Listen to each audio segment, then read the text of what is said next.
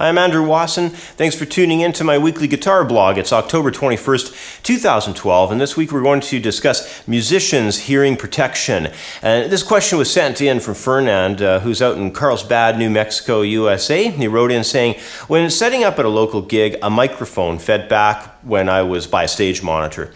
My left ear received a blast of loud noise and was ringing very badly for around 48 hours. My doctor called it tinnitus. It's been almost 2 weeks and it still rings, and I haven't done any gigs since then. If you know anything about tinnitus and can suggest tips on hearing protection, I'd be forever in your debt. From Fernand in Carlsbad, New Mexico. Well, tinnitus, also sometimes called tinnitus outside of the medical profession, refers to ringing in one or both ears. And often this condition will occur from auditory trauma of some kind or from even a virus. In most cases, the ringing is at its worst for a few days after the trauma to the ears and then subsides significantly afterwards. However, some musicians, especially musicians who are in their 40s and 50s, will unfortunately not entirely recover from an auditory trauma and may experience the more pronounced ringing for even years after or sometimes permanently. Now, the important thing initially is, of course, to see a doctor and a specialist if the ringing doesn't go away after a few days. And this is a higher priority if you're experiencing any kind of upper respiratory infection or dizziness or flu symptoms of any kind. Next up, I'd like to run through a few different kinds of musicians' hearing protection and help you decide what might be the best for you. Now in front of us here, I've laid out a selection of different styles of hearing protection. For most of these products, you can find them at your local pharmacy or possibly even your neighborhood grocery store. But for some of these other items, you may need to go see an audiologist or a professional hearing center within your city. Now, let's talk about hearing protection a little bit. What hearing protection does for us is it decreases the loudness of any environment. And the way that we measure sound levels is in something called decibels. Now, just to have an idea of decibel levels, someone whispering to you would be around 15 decibels. Normal conversation around 50 to 60 decibels. A small engine, such as a lawnmower, would be maybe around 90 decibels. And a club gig or a band rehearsal, you're probably getting up around 110 decibels now. Rock concerts in an arena-style event, you're probably looking at about 120 to even peak levels of around 140. And the issue here is that trauma to the ear or even permanent damage can start to result once we pass 80 to 85 decibels. So hopefully in a perfect world, we'd like to keep the noise at or below 75 decibels. Now, the problem is, when we begin to employ hearing protection devices, they tend to block out frequencies that we need to hear as musicians, as well as the frequency and decibel levels we don't want hitting our ears.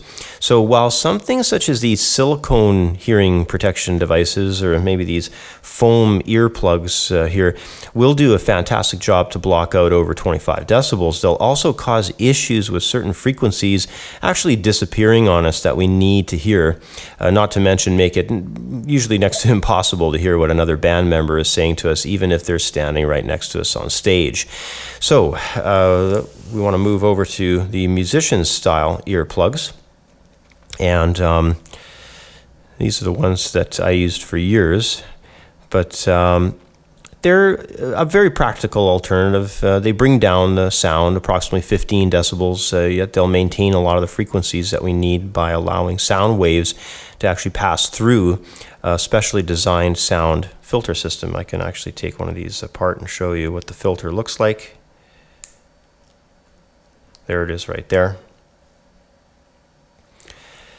And this specially designed filter system, it's able to allow the most of the frequencies that you need. It's not going to make it annoying anyway, like you would with the foam ear style plugs or the silicone based style, where you're losing everything. At least the sound will pass through this specially designed filter and allow the frequencies that we want as a musician to come through as well. Now, you can usually pick these up in most local music stores.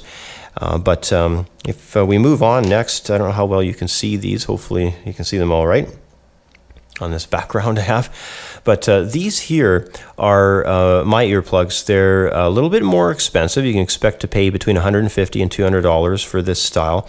But these are what's called custom musicians earplugs. And these types of earplugs, you'd have to visit an audiologist and have a cast made of your ear because they do wind up being the exact shape of how it goes down into your ear canal. So custom earplugs, I mean, they're really the best way to go. The filters in them are also really nice. After you get the cast made of your ear, you'll have a very comfortable pair of professional musicians' earplugs, such as these ones here that I use.